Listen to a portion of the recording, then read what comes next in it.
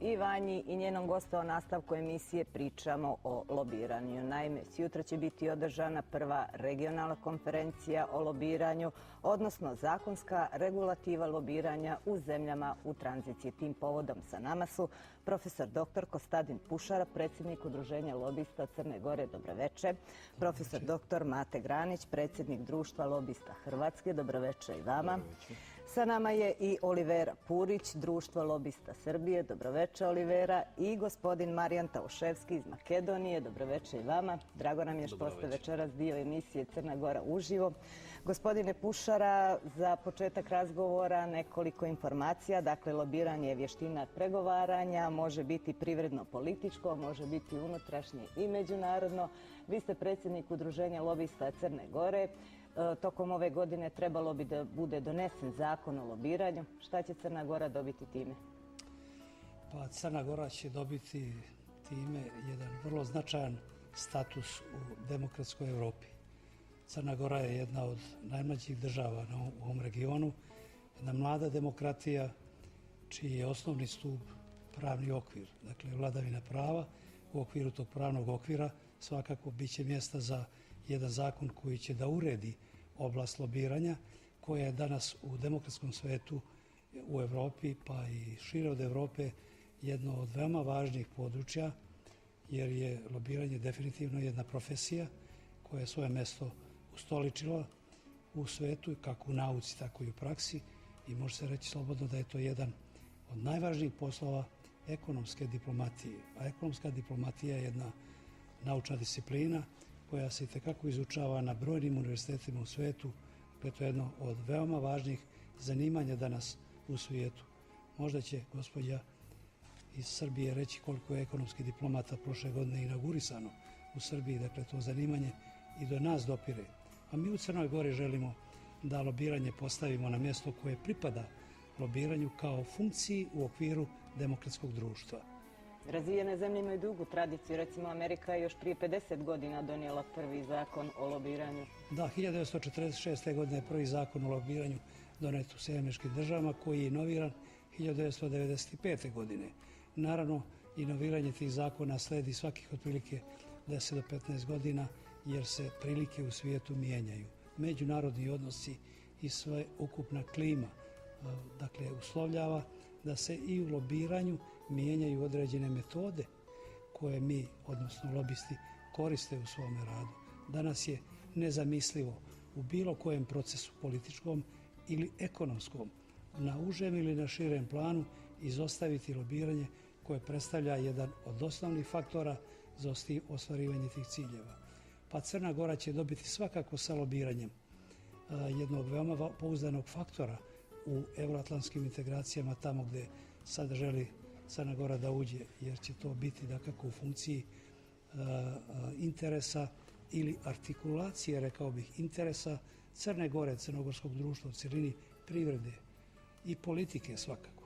Od zemalja u regionu Makedonija je prva donijela zakon o lobiranju još 2008. godine. Kako su vaše iskustva do sada? Koliko vam je zakon pomogao? Pa, zakon je pokazao da lobiranje nije tabu tema, već stvar koja se mora razvijati. A kako se razvija, onda je dobro da je regularna i legitimna. Obzirom da je zakon donesen, naši utisci su da to je dobro krenulo.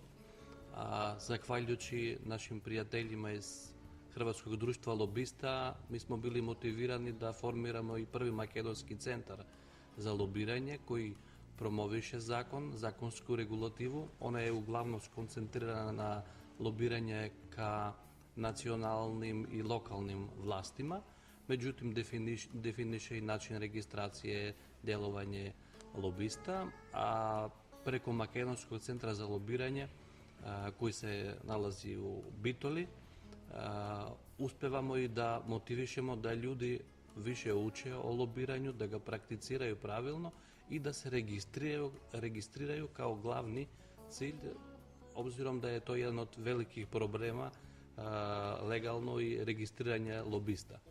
Naš centar surađuje i sa Državnom komisijom za poprečivanje korupcije.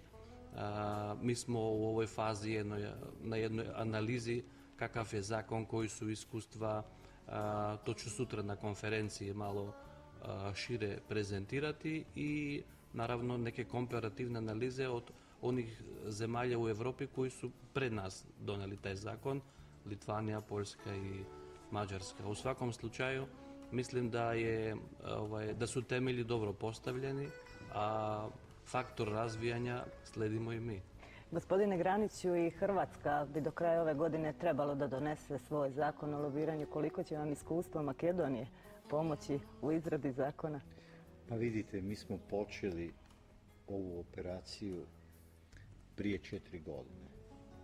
Prije 3 godine smo osnovali Hrvatsko društvo lobista. Prije toga održali prvu međunarodnu konferenciju o lobiranju. Ove godine će biti 4.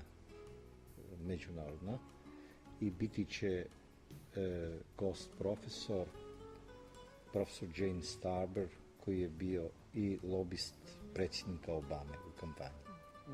Prošle godine je bio Dave Weinhold, predsjednik Američkog društva, pa je bio Daniel Gauguin, vodeći evropski lobist.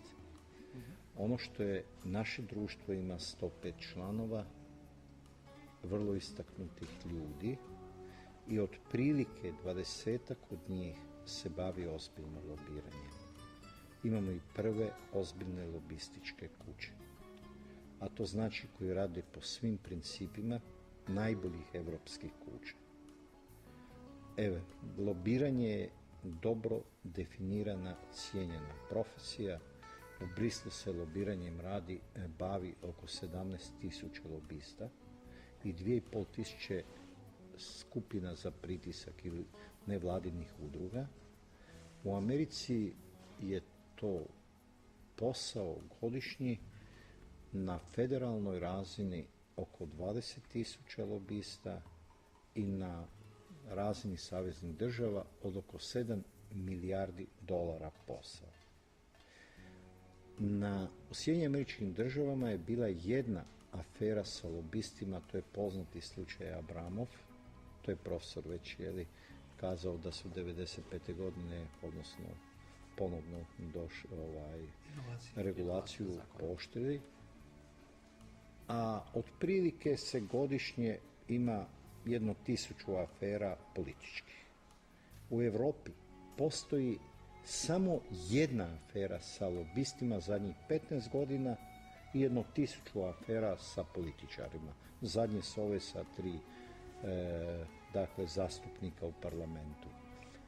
Praktički, afere sa lobistima su rijetke i iznimka, jer lobistima ne odgovara nego savršeno čist posao, koji definira cilj, što lobist radi, koji definira obveze prema klijentu, koji definira povjerljivost i koji definira cijenu toga.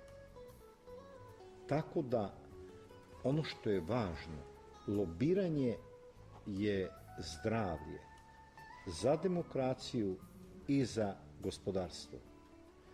I jedan od najsnažnijih antikoruptivnih mehanizama. Mi u Hrvatskoj smo polako radili zakon. Mi uopće nismo. Zašto? Hoćemo da bude jedan od najboljih europskih zakona i OECD je pohvalio u službenom godišnjem izvješću za prošlu godinu Hrvatsku da su lobisti ti koji su inicirali takav zakon. Do kraja, do ljeta će biti donesen taj zakon i mi čvrsto vjerujemo da ćemo imati jedan dobar europski zakon i naš je interes da lobiranje u cijeloj regiji jača, jer je jednostavno lakše raditi. Lakše je, ostvarivati projekte, lakše investirati. Da, evo i Crna Gora i Hrvatska, tako Olivera i Srbija bi tokom ove godine trebalo da donese svoj zakon o lobiranju. Jeste, država Srbija se priprema ove godine za usvajanje zakona o lobiranju. Predlagač zakona o lobiranju u Srbiji je Ministarstvo trgovine. Do juna meseca bi zakon trebao da bude usvojen zajedno sa setom drugih antikorupcijskih zakona. Po tom našem nacrtu zakona o lobiranju trebalo bi da bude formirana jedna komora lobista koja bi se bavila i licenciranjem i sertifikacijom i registracijom lobista, a sam rad komore i takođe samih lobista bi kontrolisalo ministarstvo koje je predlagač samog zakona. Kada Srbija očekuje da ćete donijeti zakon, evo gospodin Granić je rekao u Hrvatskoj otprilike u junu mjesecu. Pa i kod nas isto po nekim obećanjima do juna meseca bi zakon trebao da bude usvojen. I koliko će ova regionalna konferencija sutra svima vama pomoći da donesete pravi i valjani zakon, odnosno da razmijenite iskustva? Mislim da će nam mnogo pomoći upravo u toj razmeni iskustava, u razmeni kako izgledaju zakoni koji su već usvojeni, posebno u Makedoniji, i kakvi su naši zakoni, prelozi u stvari našeg zakona, da poradimo sa zakonom u Hrvatskoj i sa našim nacrtom zakona. Žao mi je zaista što nemamo više vremena da pričamo o jednoj ovako interesantnoj temi. Vrijeme za našu emisiju lagano ističe. Ja vam se zahvaljujem što ste večeras bili gosti emisije Crna Gora uživo i nadam se nekom drugom prilikom da ćete nam opet doći u naš studio.